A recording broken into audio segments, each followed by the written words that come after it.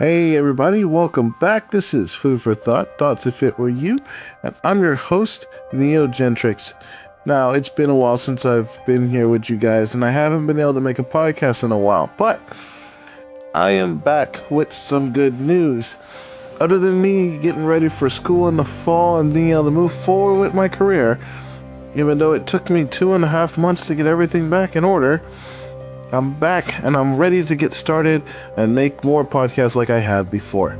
So, to get started, as always, this is Food for Thought, and the whole premise of my channel is education. So, I'm going to educate you on some really cool stuff, so please look forward to the upcoming podcast this week. There will be one almost every day if I can help it. Now, we're going to go into our first topic for today. We have 25 things within the same topic that I'm going to cover today, and I would love to get into them and cover all of the stuff this week. Now, before we worry about that, let's go ahead and take a short break, and we'll begin with the first of the many things I'm going to cover this week. And we're going to cover the dark, true story behind many different fairy tale stories that we all used to love. Stories that we thought we knew the whole story of. And that the happy ending that Disney has given us, or the one that we are most familiar with, is a lie. What better way to uncover these lies than in podcasts? And again, like I mentioned before, to everyone who listens, if you don't like the name of the topic, which I do put in the name of my podcast, or you don't like the premise of my podcast at all, feel free to skip this episode and move on to another one that you actually want to hear, or send in your requests via my Facebook, Instagram, or Twitter, or here on Anchor. And I'll be happy to look them over, and I'll be glad to make an episode based off of whatever suggestions you give. Now, on with the show. We're going to take a quick, short 20-minute break, I guess. Well, I will, anyway. And we'll be right back. And we'll begin with the dark original truth behind Sleeping Beauty.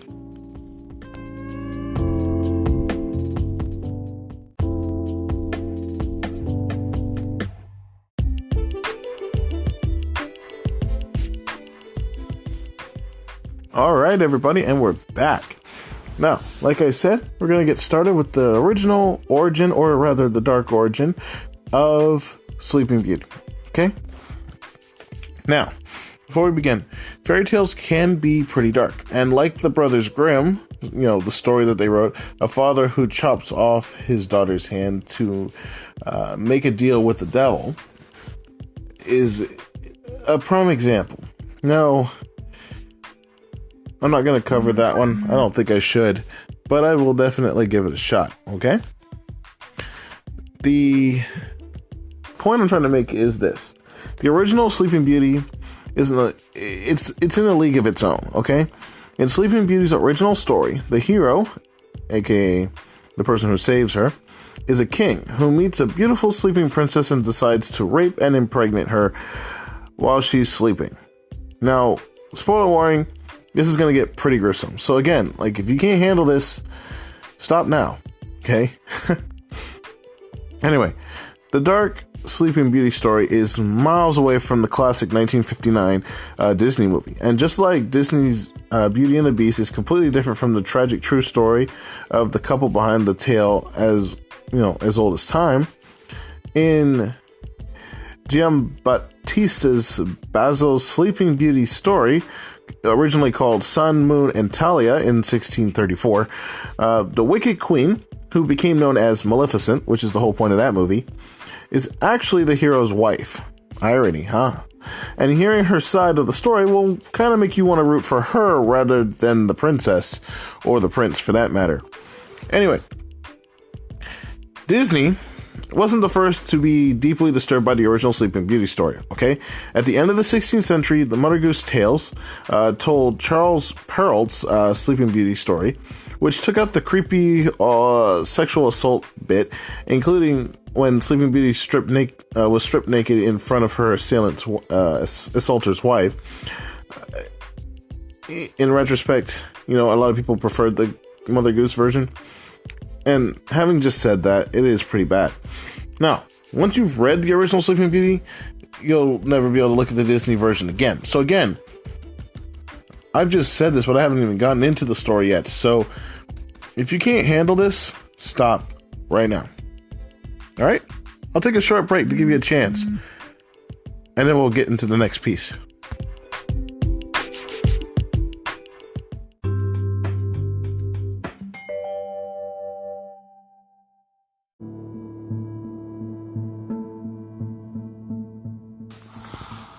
All right, well, you had your chance to back out.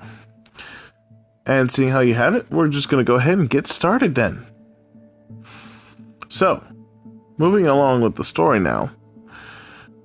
The 17th century version of Sleeping Beauty is very dark. It is deeply disturbing. Let me say that right now. Now, everyone knows the story of Sleeping Beauty. It's a princess who is cursed to sleep until her true love wakes her with a kiss. In addition to the love story, there's also spindles, fairies, briar patches, apparently an evil witch who can turn into a dragon. Nice touch, Disney. But the original version of Sleeping Beauty's story is very different from the classic Disney movie that everyone is very familiar with. The original version of Sleeping Beauty was written down by an Italian by the name of Giambattista Basile, who published a book called The Tale of Tales in 1634. Very, very popular book, by the way. It contained 50 different stories, including early versions of Rapunzel, Cinderella, Snow White, and Sleeping Beauty, which we'll cover all the others in another podcast. The last of which is called The Sun, Moon, and Talia. Now, Basile's book was used by Charlotte Perrault in the late 18th century when he wrote Mother Goose Tales, which is by the Brothers Grimm in the 19th century. But Basile's version of Sleeping Beauty is much, much darker than the Disney version. Let me go ahead and say that right now. Okay? In the Disney version of Sleeping Beauty, Aurora and Prince Philip meet in the woods where they sing Once Upon a Dream and instantly fall in love. But in the original story of Sleeping Beauty, the princess is not swept off her feet, she's raped in her sleep. I love how that rhymed. Anyway, the two main characters don't actually meet until Sleeping Beauty is already asleep. In Giambattista Basile's version, a king finds an abandoned palace. He sneaks through the window using a ladder and searches every single room. At last, the king finds Sleeping Beauty, named Talia in Basile's story, who is lying on a bed, deeply asleep. And then the story takes a very, very disturbing turn. How do I put this? A quote from the book is this. Crying aloud, the king beheld her charms and felt his blood course hotly through his veins. He lifted her in his arms and carried her to a bed where he gathered the first fruits of love. AKA, he raped her. Apparently, sleeping women were a huge turn on for the king. I'm not even going to tell you how disturbed that sounds. Anyway, as if the king raping a sleeping stranger wasn't disturbing enough, after he has sex with the Sleeping Beauty, the king goes home and for a time thought no more about this incident. Apparently, the king didn't think it was odd to find a sleeping woman abandoned in a castle, and clearly he had no reservations about ditching her after raping her whatsoever.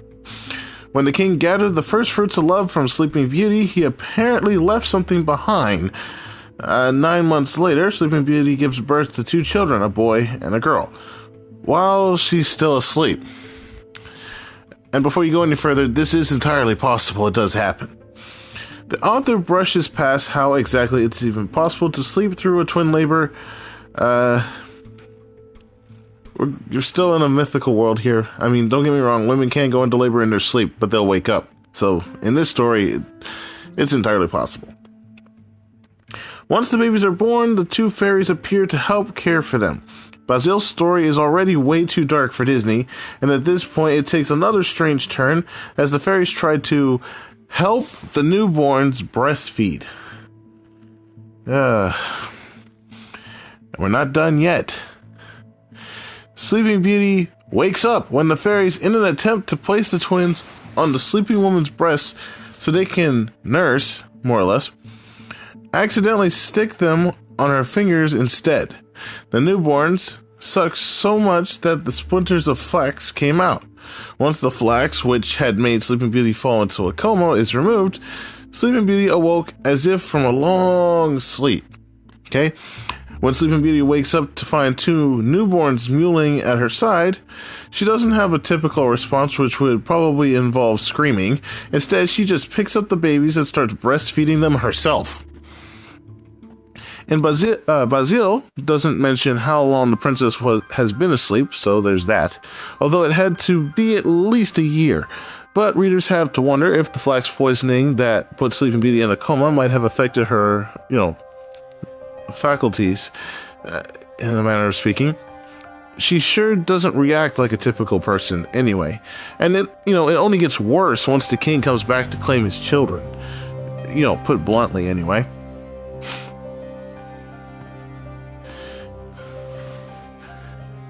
So, we're going to take a short break here, and we'll keep going. Alright?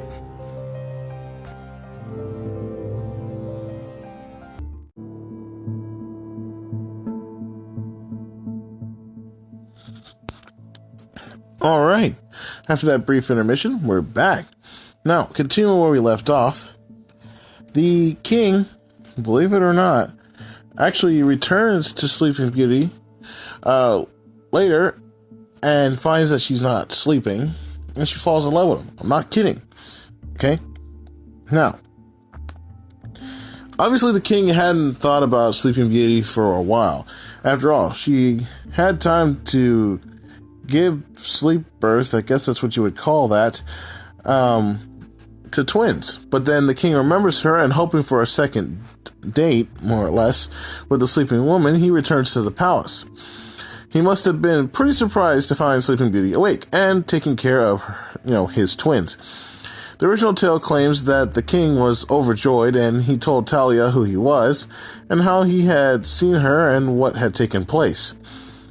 Again, that long sleep must have affected Sleeping Beauty, because rather than stabbing the king or demanding child support, like they had it at that time anyway, Basile writes, when she heard this, their friendship was knitted with tighter bonds. The two begin a romantic relationship. The king leaves out one small detail, though. He's already married. Now, in the original version, Maleficent is not an evil fairy. She's a queen married to a cheating rapist. Wow, that sounds dark. However, in the Disney Sleeping Beauty version, Maleficent is a self-proclaimed mistress of evil. She's the one who curses baby Aurora with the thread of a spindle, and she's the one who builds the spindle that ultimately puts Sleeping Beauty to sleep. It is because of Maleficent that Aurora's parents send her off to be raised with the fairies in the woods, and Maleficent transforms into a dragon to fight Prince Philip when he tries to save Aurora's life. Even in the Charles Perrault version of Sleeping Beauty, popularized in the Mother Goose Tales, again published in 1967, the evil woman is a hybrid between an old fairy and an ogress, filled with evil intentions. But the villain in Basile's Sun, Moon, and Talia is actually the king, is the king's wife, and a woman married to a cheating rapist, technically speaking. Now, before you start going, oh, well, that's just, the way that Disney told it, and she probably is still the same way in this story. Wrong. The wrong queen actually tries to cook the children to feed to their father. As dark as that sounds, in a way, it is her own way of justifying what happened.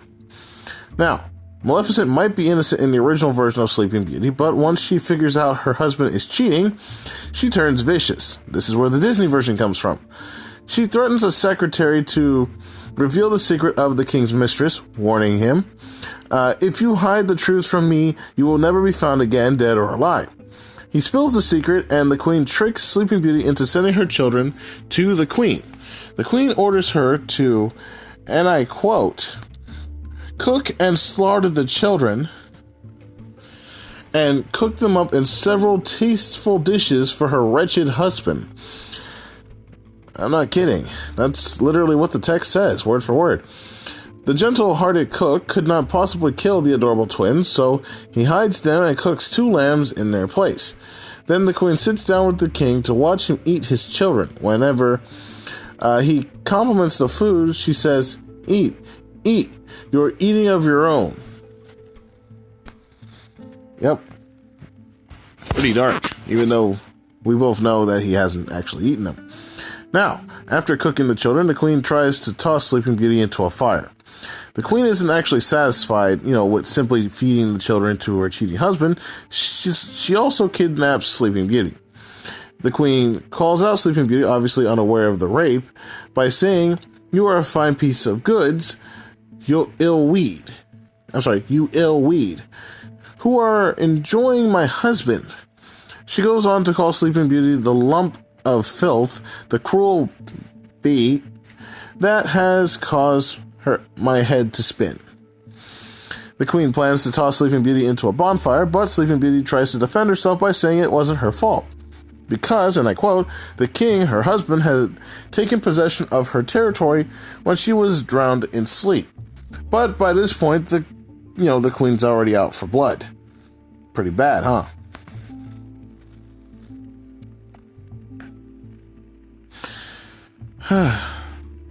Man, it's a lot to cover. Anyway, Sleeping Beauty figures out what's going on once she sees the bonfire.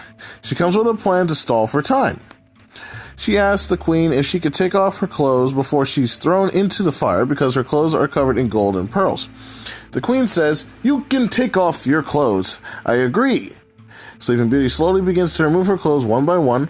Her robe, her skirt, her bodice, I'm not going to explain what that is. If you want to know, look it up, and her shift. Each time she takes off a garment, she screams loudly. The king bursts into the room to figure out what's causing all the screaming and finds his wife about to throw his mistress into the bonfire.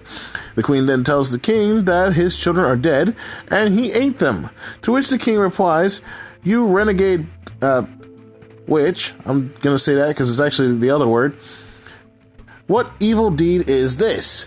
He orders his men to throw the queen into the fire instead of Sleeping Beauty, and after executing his wife, the king learns that his children are actually still alive. In retrospect, I feel bad for his wife. Like, terribly. And it still continues going. Let me take a short break here so I can catch my breath, and we'll be right back.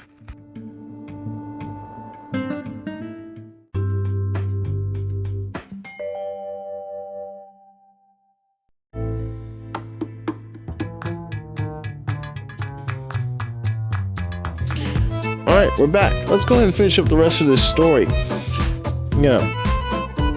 So, the king and Sleeping Beauty are reunited with their unharmed children. The king then marries Sleeping Beauty, forgetting his dead first wife, how sad, and the family lives happily ever after. And a story full of rape, cannibalism, and assault. One of the most disturbing lines comes at the very end when Basile includes a proverb that serves as the moral of the story. It goes something like this. Those who fortune favors finds good luck even in their sleep. That's right. The moral of the story, according to Basile, is that sometimes sleep rape has a happy ending. No wonder Disney had to completely change the story to make it less creepy and disgusting. In the original version, it's not just rape, it's also necrophilia as well. Let me go ahead and cover this real quick. In the story of Sleeping Beauty, most authors go out of their way to make it clear that Sleeping Beauty has fallen into an enchanted sleep and only the prince can awaken her. Charles Perrault's version, for example, says that the princess touched a spindle and when it ran into her finger, she fell down in a swoon. The brothers Grimm tell a similar story. When Sleeping Beauty picks up the spindle and pricks herself, she falls into a deep sleep. But in the original version by Basile, does not say that Sleeping Beauty fell asleep. He says that she died. In Basile's version, it is a flax rather than a spindle that curses Sleeping Beauty. As the princess is stretching some flax, a splinter of flax under her nail, and she fell dead upon the ground. Even Sleeping Beauty's father assumes she is dead, laying her out in the palace as if it were basically a tomb. So when the king sneaks into Sleeping Beauty's castle and has sex with her, he probably thinks she's dead too, which only makes the entire story that much worse. You know, in retrospect, it doesn't seem all that bad, but when you think about each aspect of it, it is terrible. The sad thing about me telling you this is you'll never be able to look at Sleeping Beauty the same way ever again. Like I said, the original version of Sleeping Beauty is deeply disturbing. The story celebrates a king who rapes a sleeping woman and lies to his wife, eventually throwing his wife into a fire so he can marry his mistress. Now, the scene in the Disney movie where Maleficent turns into a dragon and tries to fight Prince Philip looks a lot different in light of the original story. As a matter of fact, it actually looks a lot nicer and not so grim. The real villain in the story isn't actually the queen at all. Obviously, the rapist necrophiliac who impregnates and abandons a sleeping princess is the true villain. I mean, it kind of makes you want to root for the dragon. It's kind of sad, don't you think? You know? But, again, like I said, that's one of many stories that I plan to cover. So, again, thank you for listening. This is Food for Thought, Thoughts If It Were You. I'm your host, Neogentrix. And today we covered the dark story behind the original, nice fantasy version that we all know of Sleeping Beauty. Next time, in my next podcast, look forward to, and I'm going to be pretty thrilled to say this right now, please look forward to the next dark story of Pinocchio. We're going to cover the serious truth behind the original story written behind that one in the next episode. And as before, I'm your host, Neogentrix. I hope you enjoy the rest of your day. If you have any thoughts, concerns, or ideas for future podcasts, please feel free to send me information, a link, a message on my Facebook, Instagram, Twitter, or Snapchat. Just search for Neogentrix on my Facebook. Search for it on Instagram. Search for Fightoby, Fightttoby, on my Twitter or on my Snapchat. And have a great rest of your day.